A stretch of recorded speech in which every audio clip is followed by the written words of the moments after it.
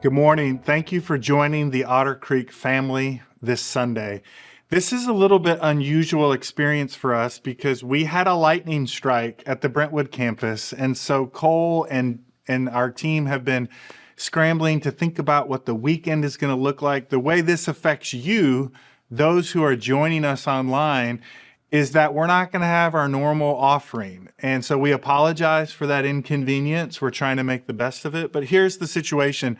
I'm going to give you kind of a brief synopsis of the sermon, just as a little bit of an overview in this series on deconstruction and reconstruction. We're only going to do one take of this. This is not supposed to be a slick production, so I might mess up or say something and then correct it. We're not going to go back and edit and fix all of it, but we did want you to know about how the conversation on faith and doubt, deconstruction and reconstruction is happening live at both campuses, even while you're at home trying to figure out what is happening. So we're going to make the best of this. Thank you for joining us online. Many of you join us every week. And let me just remind you that if you're someone who's joining us online, would you just let us know who you are? You can put something in the comment section, however you're watching this, whatever platform you're using. Let us know, or email David Knox at Otter Creek Church. It's just DKNOX, D-K-N-O-X at ottercreek.org. We would love to know how we could get you more connected into the flesh and blood relational life of this church. You might live somewhere outside of Nashville or Tennessee. Still let us know who you are. But you also might live right here in Nashville, and we want to know who you are, how we can serve you, and to get to know you. In our 3 services today at both campuses, I'll be introducing my preaching intern for the summer. His name is Cooper Seidman. He's a student at Abilene Christian in Texas. I've known Cooper for a long time. His family is very close to my family. This is the first time I've had the space kind of in my bandwidth to have an intern. So I'm really excited that I get to pour into Cooper the way so many other women and men poured into me when I was in my early 20s.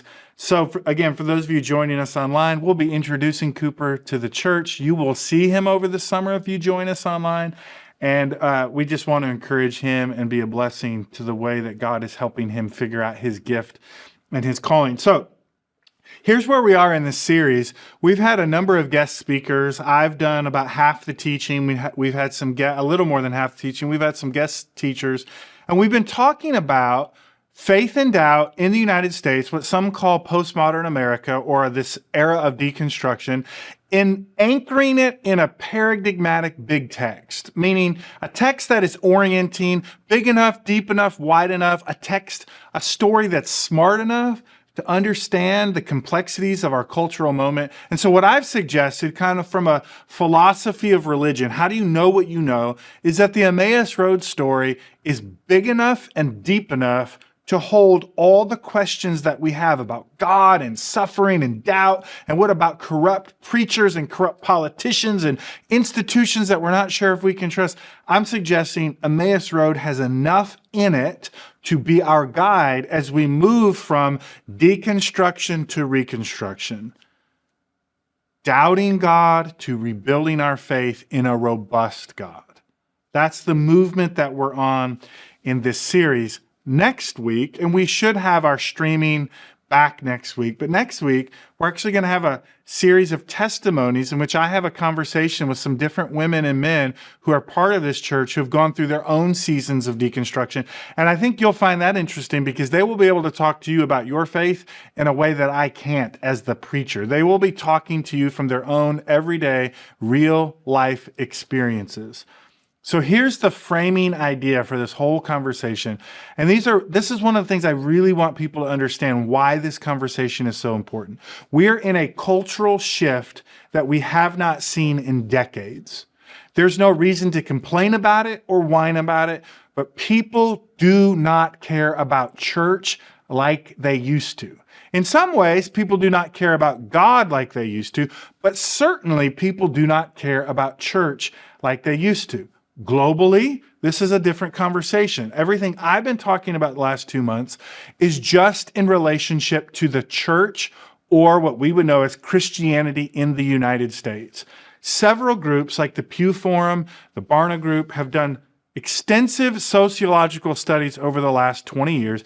And essentially what they say is, while we have seen a sharp decline in those who identify as Christian and those who identify as people who value local church, as that has declined, the number of people who identify as the nones, N-O-N-E-S, has increased. So as faith in God, what we would traditionally call, in theology, we would call theism, while that seems to be declining, like we see in Europe, increasing is the number of people who say, I'm still spiritual, but I'm not religious. Meaning, I still think about things that matter. I still think about God and creation, but I no longer find institutional expressions of Judaism and Christianity relevant in helping me understand this mysterious God that I'm pursuing. And instead of complaining or whining about it or being angry, what I've suggested in this series is that we can step back and understand why. How did we get here? 20 years ago, almost 80% of Americans identified as Christian. That number is down almost 20% in 15 years. The number of people who identified 20 years ago as a none, N-O-N-E, was 17%. 20 years later, that number is almost 30%. That's a percent increase per year in a country of about 350 million people. That's a staggering idea. What is that going to look like in 30 years, 40 years, 70 years? We don't know for sure. But what I'm suggesting is this is a humbling moment for those of us who believe in the story of God in the Old and the New Testament to ask the question, why? Why is always more important than what? What is what I just described? Religion decreasing, the rise of the nones increasing. That's the what. But the why could be summarized like this. Number one, apathy. People went through COVID and it's just easier not to be part of a church. You have more time to go to the lake house, to do soccer matches. Some people looked at their family systems of shame and toxicity and attached it to church and said, well, my family was complicated and my family went to church, so I don't want to have anything to do with church. Or maybe you grew up in a healthy family, but you realize your healthy family had a hard time in a toxic church environment. And so either way, you feel like you can't escape toxicity.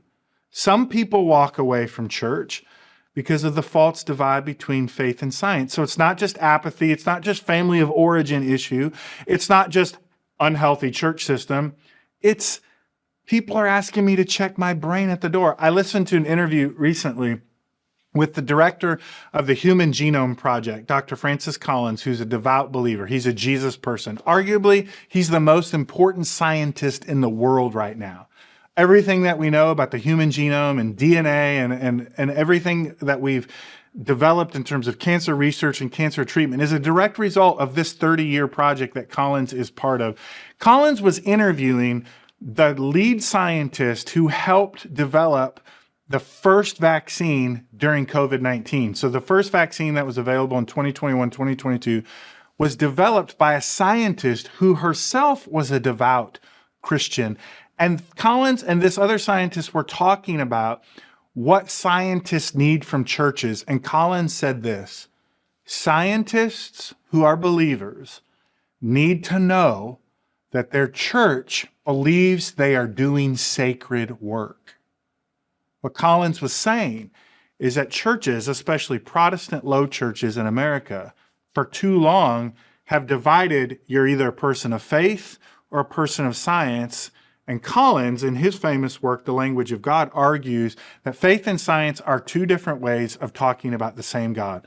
One is French, one is Italian, but they're both talking about the same thing. And that's one of the reasons that Americans have walked away from church. They believe that if you have to be part of a church, you have to quit on science.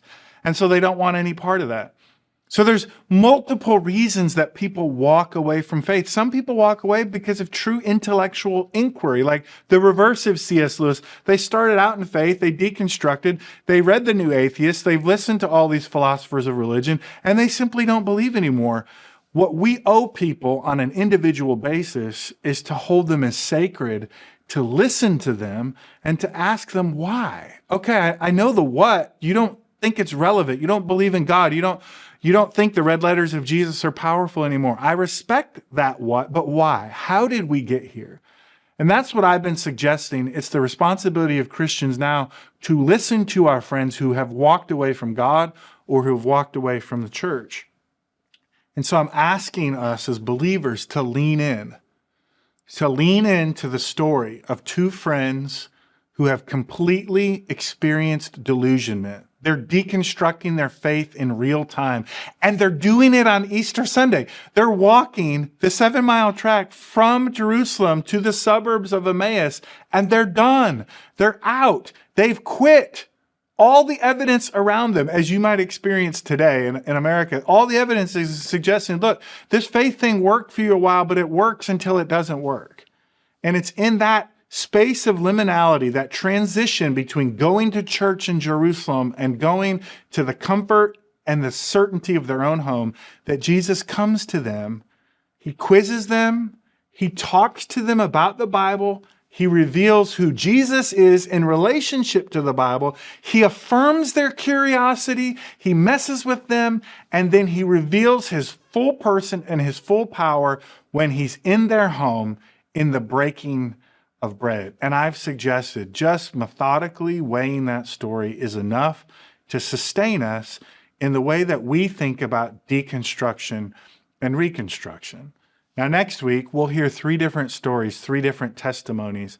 But what I want to do just for a few moments is suggest that the why is often part of the deconstruction, but the what do we do next is the most important thing.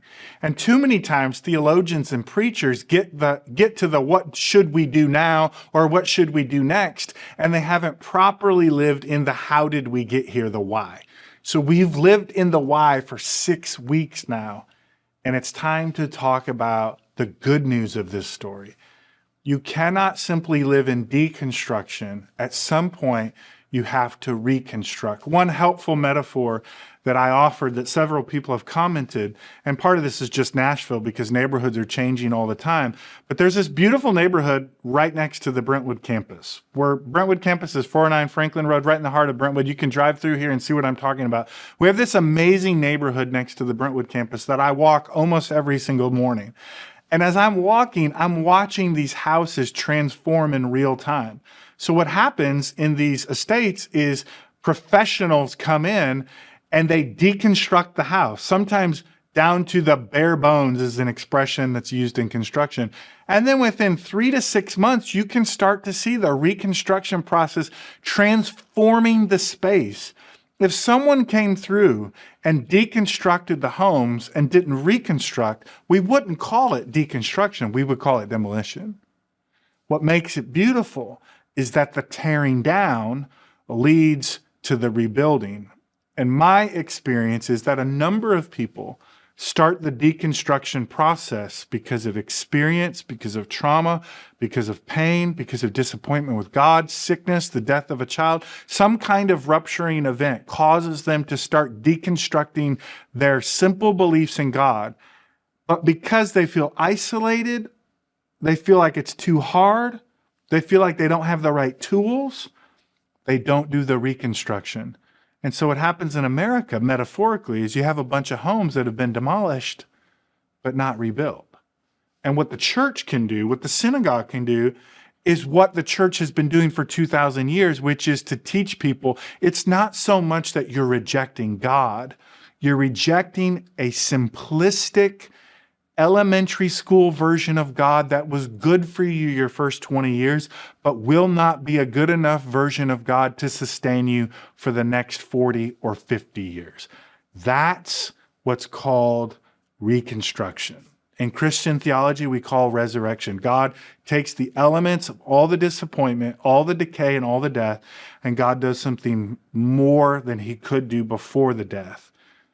Life comes out of death. Resurrection follows crucifixion. You can't have resurrection. You can't have new life unless something dies. And what needs to die sometimes is our simplistic notions of God. So If you're new to this series, go back and listen to old ones because I spent 20 or 30 minutes just unpacking the story in Luke 24. But if that story is a grounding text, the big word is paradigmatic text, like it's a text that counts more than other biblical texts count, there are some really practical things that we can understand about how Christians can move forward in a postmodern, deconstructing, some call it a secular society. The first is we shouldn't be afraid to read the Bible in a pluralistic society. You shouldn't be afraid to read the Bible in the midst of atheists, agnostic, Muslims, Jews, Hindus, and especially those who identify as nothing. I have no religious commitment. I don't care. I just want to raise my kids and live a good life. We should not be afraid to read the Bible publicly in those conversations and to have conversations with people about the Bible. This Bible study that happens in the Emmaus Road doesn't happen in a church building, and it doesn't happen in someone's home.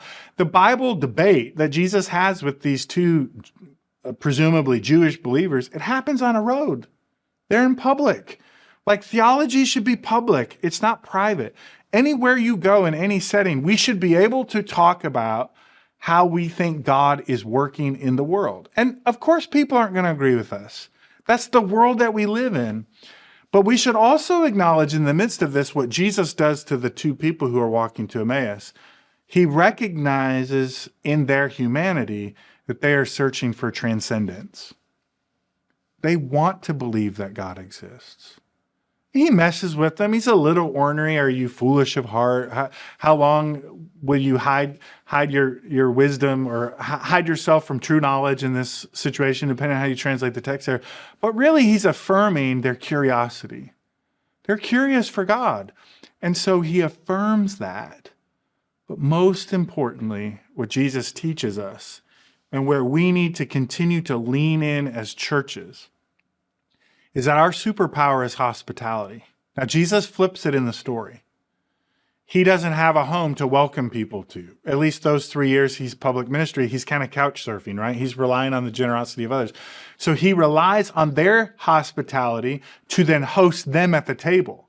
He hosts them in their own home. Jesus does this all this time with the woman who takes the perfume and breaks it over and essentially anoints Jesus for his crucifixion, his resurrection. That's not his house that he's in. He's in a rich Pharisee's house, right? That guy gets offended and he uses this as an object lesson. So Jesus uses other people's hospitality to then welcome those people in their own home to a deeper truth. That takes courage. When someone hosts you, when someone's being hospitable to you, to turn it around and say, hey, just as you've brought me into something loving and generous, I want to bring you into something loving and generous. And that's what Jesus does. And that's not a Christian idea. That's a Jewish idea. That's a Jewish idea as old as Abraham in the book of Genesis, hosting angelic visitors who tell his wife and tell him about how God is going to give them a child. It's his hospitality of the angelic visitors that opens up this conversation about this incredible thing that God's going to do. And all throughout the book of Leviticus and the prophets, we see that hospitality is our chief way of engaging people in spiritual conversation. Jesus is hospitable in his conversation, in his body, in his presence, in his teaching, in his storytelling. He's even hospitable in the way that he enters into their home. So the more complicated the world gets, the more simple we make it. The crazier it gets out there, the more in here we make it about bread and wine, and carrot cake, chocolate cake, and bluebell ice cream. And we welcome people to tables at restaurants and in our own home. And that's where we have the work of evangelism, the work of sharing our faith. It's not going to be in big conferences. People are suspicious of that now. It's probably not even going to be preachers recording sermons in the basement of their church because their technology is not working correctly. It's going to happen one-on-one, 3-on-3, small groups of people, 5 or 6 people around a table at a campfire, having a glass of wine, and somebody says, hey, have you ever wondered about... That's the moment when you take people who have been deconstructing their whole lives, and you open up their eyesight and their imagination to the possibilities of reconstruction, of moving from doubt to a need from certainty to faith. That's what Jesus invites them to. He doesn't invite them to certainty. He invites them to faith. So may you know, wherever you are, if you're in your car right now, or if you're at home joining us for this online experience, may you know what these two individuals in Emmaus Road came to know. They thought their life was about being religious, going to church, and looking for God. And when they find profound disappointment with God, Jesus comes to them and reminds them, this is not about you looking for God. This is about me showing you the God who has been looking for you your whole life. Go in peace.